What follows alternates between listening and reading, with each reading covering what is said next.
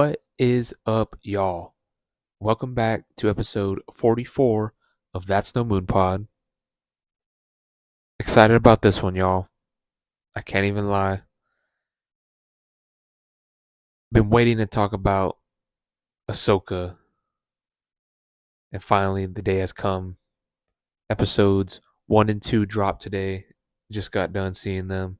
Gonna give y'all my thoughts, my review, my critiques, what I loved, what I didn't. But first things first, RIP Ray Stevenson. Easily my favorite character in the show so far is Ray Stevenson as Balin. And right away, as soon as this show starts, you automatically feel like you're back in a galaxy far, far away.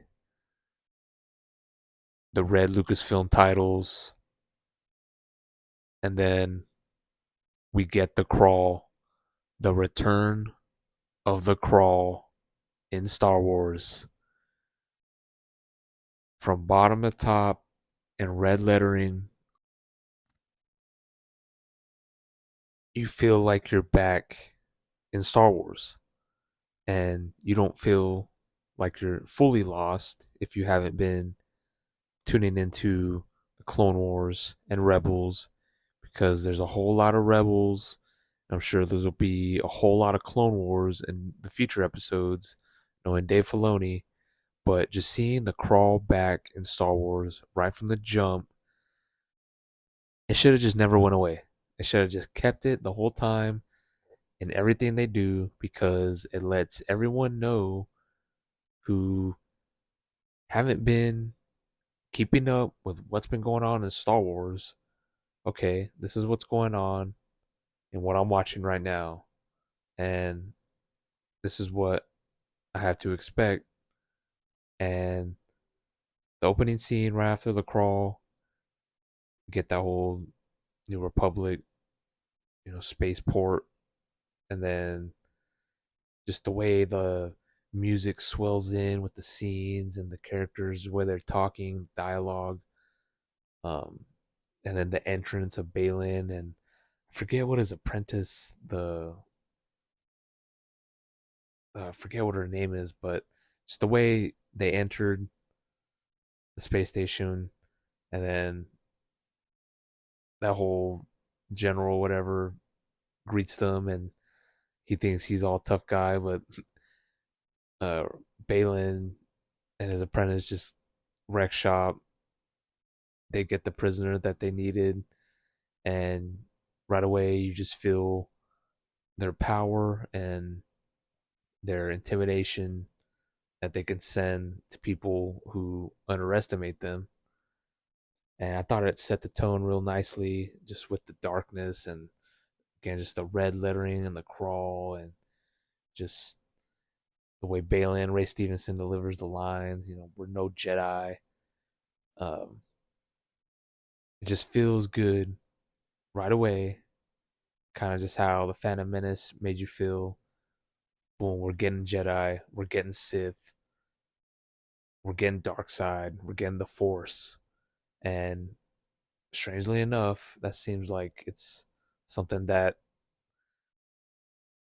Star Wars has been afraid to give its fans for some reason, which, if you ask me, I think when it comes down to it, Star Wars really is the Force, Jedi, Sith, space battles, dark side, all these things. And yeah, you could have things like Andor, Book of Boba, Mando, but give us the Jedi, give us the Sith lightsaber fights. And right away, Dave Filoni, he gets us.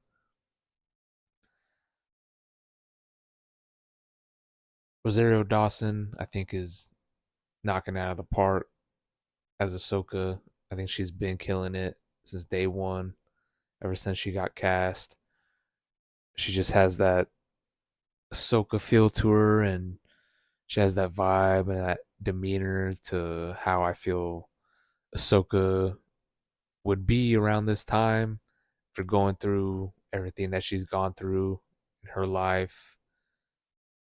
Um, I think Rosario Dawson just captures Ahsoka's vibe really well, and she has like that smile and that sense of humor to her still, that kind-heartedness.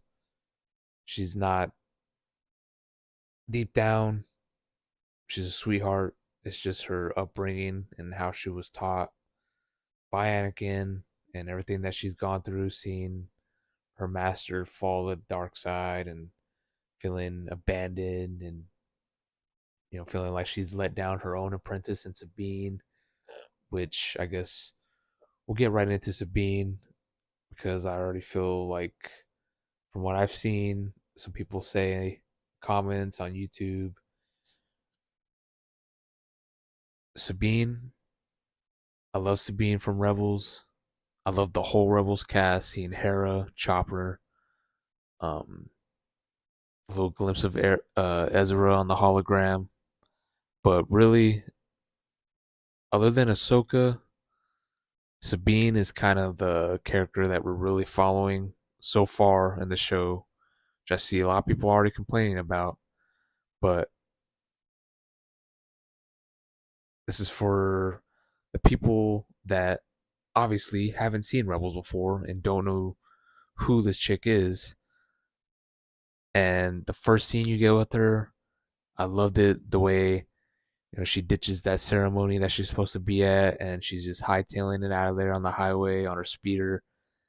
And then that whole chase scene with the music in the show so far is gonna be easily one of the best parts of the whole series.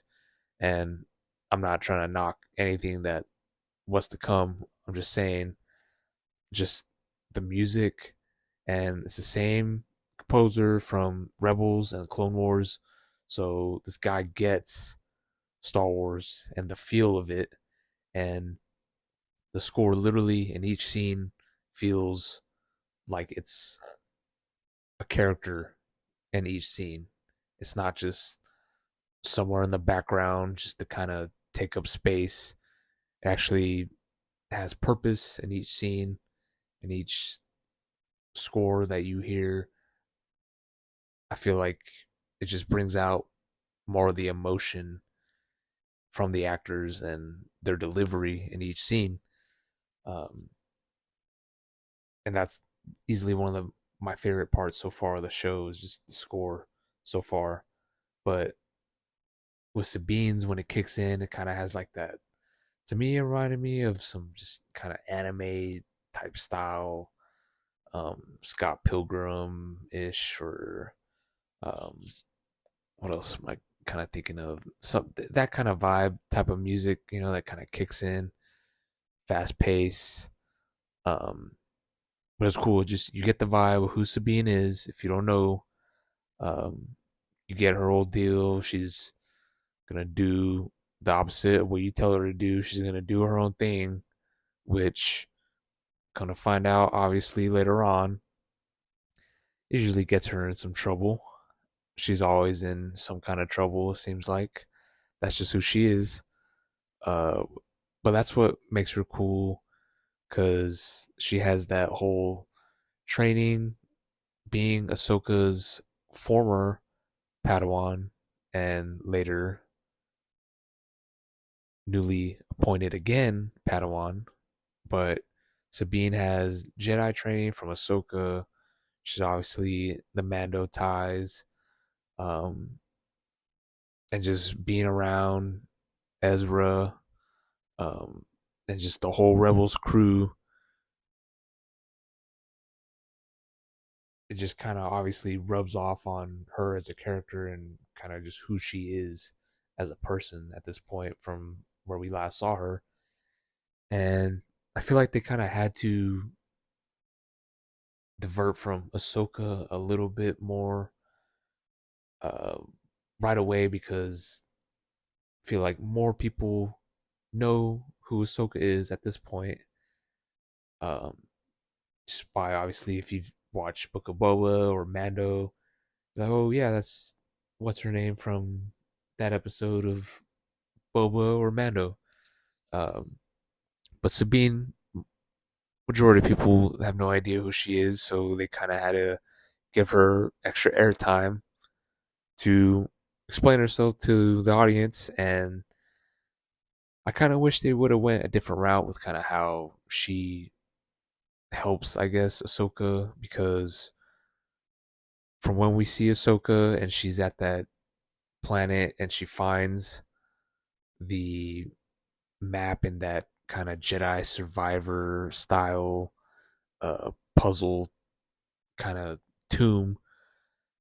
She's looking for the map to find Thrawn, and just kind of seeing how they played that out with her, and just kind of, okay, this is what the mission is for her, and obviously she's gonna need some extra help.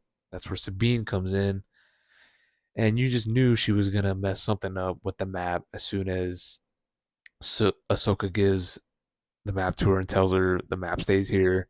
You knew she was gonna take it, and then someone was gonna end up taking it back from her. So I kind of want to wish they would have went a different route with how that kind of whole scenes played out with Sabine. Uh, it just kind of made her feel a little too dumb, I guess. I don't know, a little too predictable. But really, honestly, that's probably going to be my only critique in the whole first two episodes is just kind of how they handled that with Sabine. Um, the other one thing with Sabine too, which we see finally, we got at least 3 or 4 lightsaber fights alone in these first two episodes. Um, and the whole Sabine versus Balin's apprentice. Once they find out that Sabine has the map to find out where Thrawn is, she comes in and they have that 1v1 lightsaber fight, and Sabine gets stabbed in the stomach, and we know she's not dead. We know she's not gonna die, and we know she's not dead because if you look on episode 2 on the thumbnail on Disney Plus, Sabine's in the thumbnail with the haircut. So why stab Sabine in the first place? Why not just cut her hand off or something like they always do? Um, again, those will be my only critiques. It's only two minor things that did not take me out of the whole series. Um, but again, I know people are already complaining about it's already feeling more of a Sabine show than an Ahsoka show, or it's feeling more like a Rebel show than an Ahsoka show. But again, they had to do that because we know who Sabine is, but most people don't at the end of the day. Um, but let's talk about who the show's named after, Ahsoka. I hope that we get more with her in depth, kind of just her mindset and just where she's at mentally, because obviously right now she's main focused, and her main focus has always been since she's jumped into these shows. Where's Thrawn? She needs to find Thrawn, um, because that leads to so much more. Plus Ezra, um, but I kind of hope we just get more scenes with her, just her kind of just the Jedi meditating somewhere, and we're getting flashbacks. We're getting young Hayden Christensen, young Anakin, pre Revenge of the Sith, training montages. I don't care. They gotta do it though. They just have to. They have to find some way to, you know, tear out our heartstrings with just seeing young Anakin and young Ahsoka training together in live action. It's what we need. We need it. And Dave Filoni's gonna deliver. He's gonna give it to us. He always he just gets the fans. He understands the fans and he wants to give us what we want. And I think so far, I mean, Ahsoka, Rebels, these characters, these are his babies, and he's gonna take care of their stories, and he's gonna tell them the way he wants to tell them. And the way this show sets everything up for not just the people that have been watching everything, but the people that haven't as well.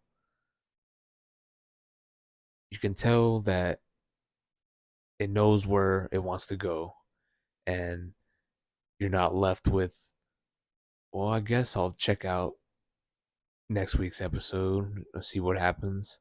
No, you kind of you know what the mission is once we finally wrap episode 2, and after the whole Sabine and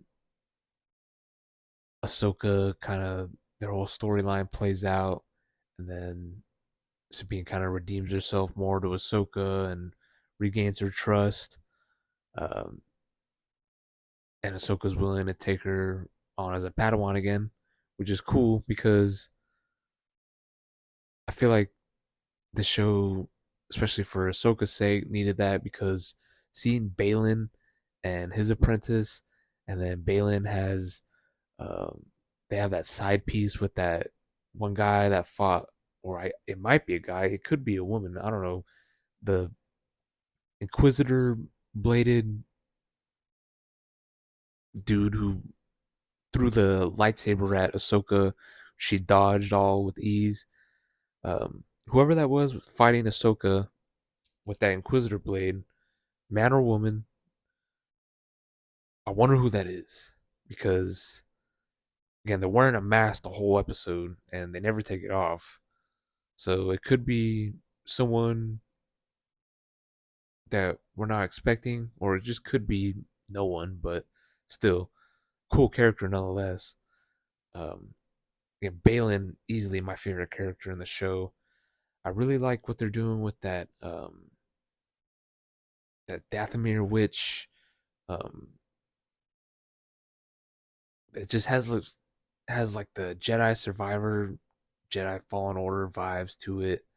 Um, that whole scene with them with Balin and that Night Sister, just that backdrop with the red forest behind them, and just the like that sanctuary with kind of reminded me of the one that Grogu was on. Um, but just like a darker version. And again, the score, the music.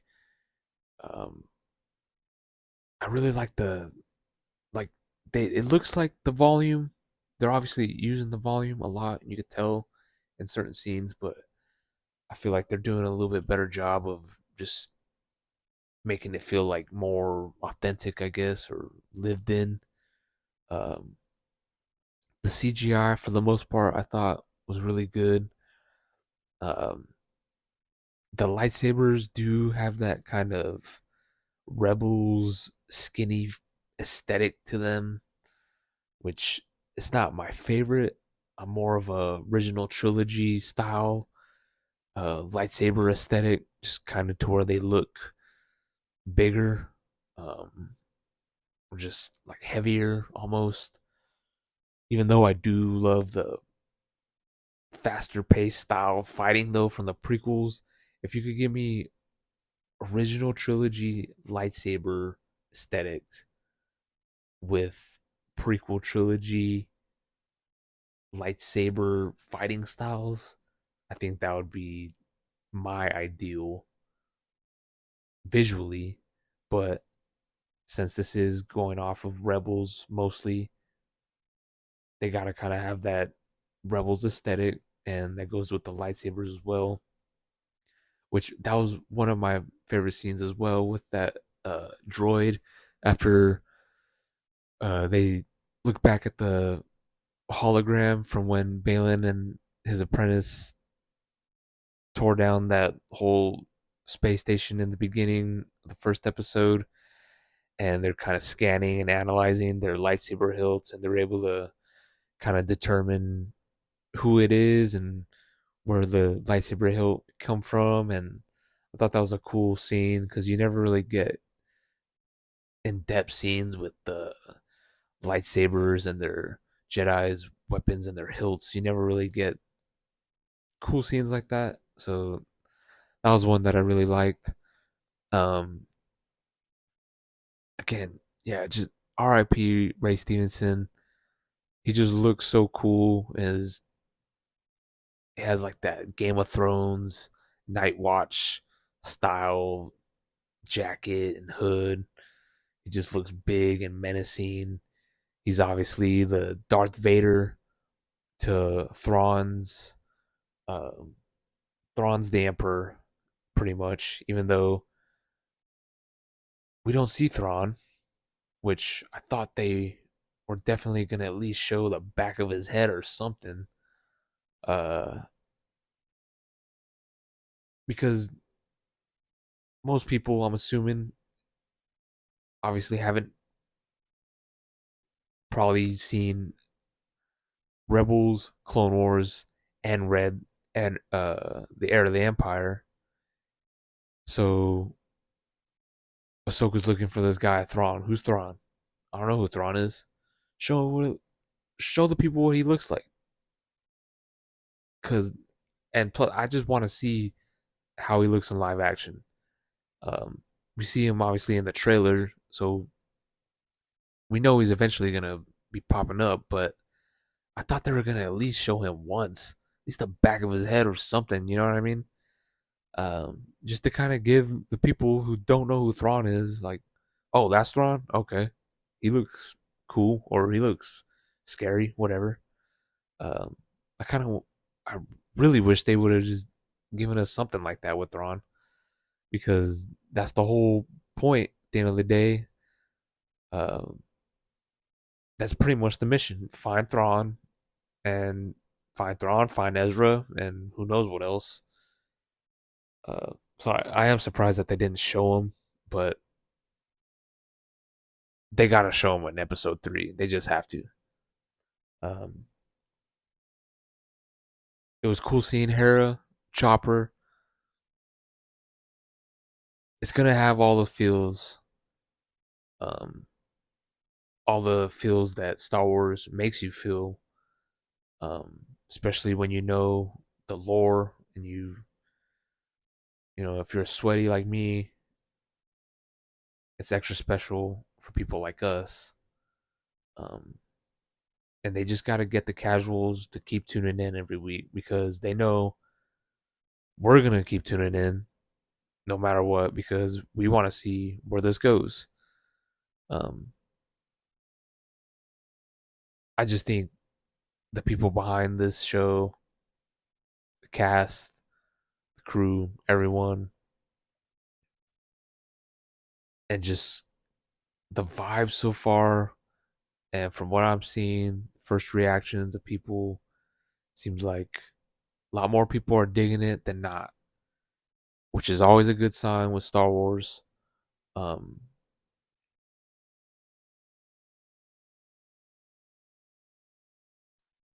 I am bummed out. Episode 3 is supposed to only be around 30 something minutes, which doesn't make any sense to me why any of these shows from a company like Disney and an IP like Star Wars should have any episodes shorter than 40 something minutes. This doesn't make any sense to me at all. Unless, again, they have to show Thrawn next week, but next week's episode, if it is only 30 something minutes long, it better be a banger. And it better have a lot of stuff in it that's going to keep people invested to want to come back for episode 4. It can't just be no, you know, another whole Sabine dealing with her mess ups in her life or whatever. Episode three gotta it's just gotta hit, and each episode has got to keep hitting because I think there's only 8 episodes, and we've already gotten two. So next week, episode three, they really gotta just keep hitting, sticking the landing. Um, but in Dave Filoni, I trust. I think in Dave Filoni, we all trust. Um, it's just the other people that we don't trust, you know. But again, overall, just seeing the whole scope of the show, you feel like it's a huge universe, and it doesn't feel like it's shot in a back lot somewhere and who knows where.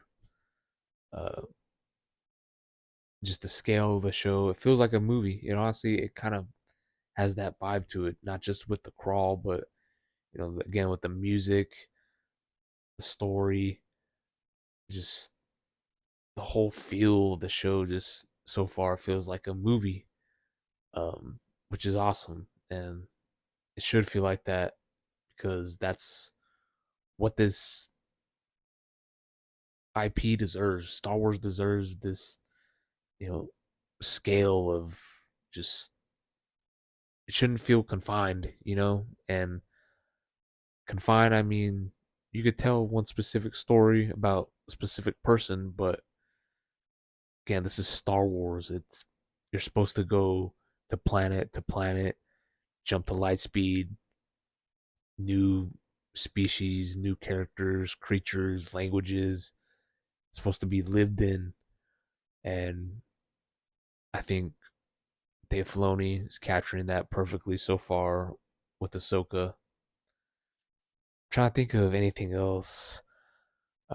Yeah, again, we got to get Hayden Christensen, young Anakin flashbacks. They dropped his whole voiceover in the trailer. We hear Balin talking to Ahsoka about your old master. Hera brings it up to her, Ahsoka in the ship, talking about her old master and kind of how he never finished her training. That's exactly what she did to Sabine. So you're getting these timelines from the prequels. You're getting it from the original trilogy. I heard Alec Guinness's voice when Sabine was kind of having that forced nightmare, kind of like Anakin would. Um, and you're getting everything after the original trilogy during this whole Mandoverse time period that we're in right now. So you're getting the best of all the worlds from prequels, original trilogies, and where we are now. Um, I'm sure they're gonna throw in some High Republic references, and they're obviously gonna throw in some sequel trilogy Easter eggs in there as well. So I think they're just in a sweet spot right now with this show, and if they stick the landing, it could really get things going for future projects because there's a whole lot of new in this show for people that haven't been tuning in as much. And if you could get them on board with the characters in this show and just kind of get a new wave of new fans going with these characters, it's just going to set things up for future projects. Maybe we could get, fingers crossed, Knights of the Old Republic type series and just these whole kind of things that are supposed to happen with James Mangold, and we have the Acolyte and uh, Skeleton Crew still to come after this show, and it's just gonna keep more shows like that in the works if they could really stick the landing with Ahsoka. But so far so good. Honestly, if I'd had to rate both episodes, I'd give them a solid 8. I'm just give them both together an 8.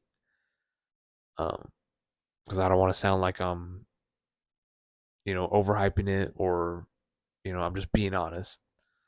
Um, because it didn't, you know, blow me away, but at the same time, I was locked in, I was invested, um, and I wanted more.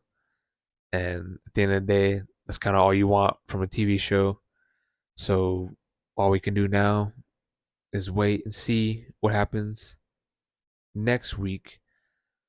Um, y'all let me know what y'all thought of the episodes. Did y'all dig it? Did y'all not?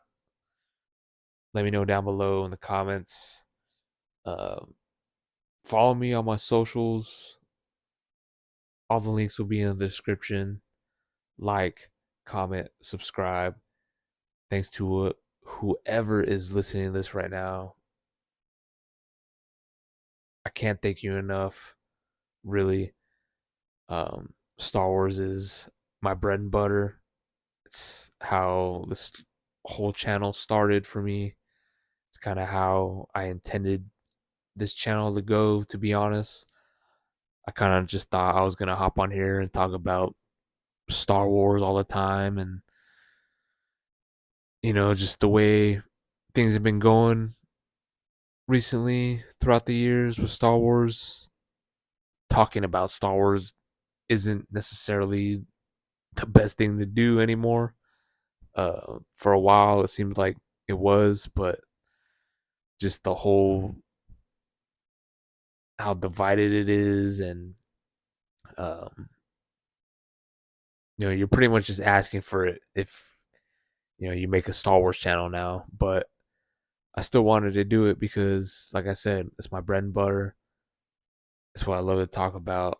I could talk about it forever because it means that much to me, and I know it means that much to so much more people around the world. And that's what it's all about, y'all. It's all about all of us enjoying these experiences together, or not enjoying them together, and talking about it in a respectful manner. And that's really why I wanted to start this YouTube channel, was to talk about the things I want to talk about, that I really like to talk about, and hopefully have some form of conversation with other people that like talking about the things that I like talking about. And I'm glad Ahsoka's here, because I feel like each week now I'll be able to hop on here and not feel like I'm walking on eggshells, or sneak dissing this person, or just throwing shade at Star Wars, because Star Wars has given me and so many people so much joy. And I think now with this show, it's going to just give us more things to talk about in a positive way. And I'm excited to do that week in and week out. Hopefully, y'all stick around. I'll see y'all next week for episode 3, episode 45 of That's No Moon Pod. But until then, y'all stay safe, and I'll catch y'all on the flip. Peace.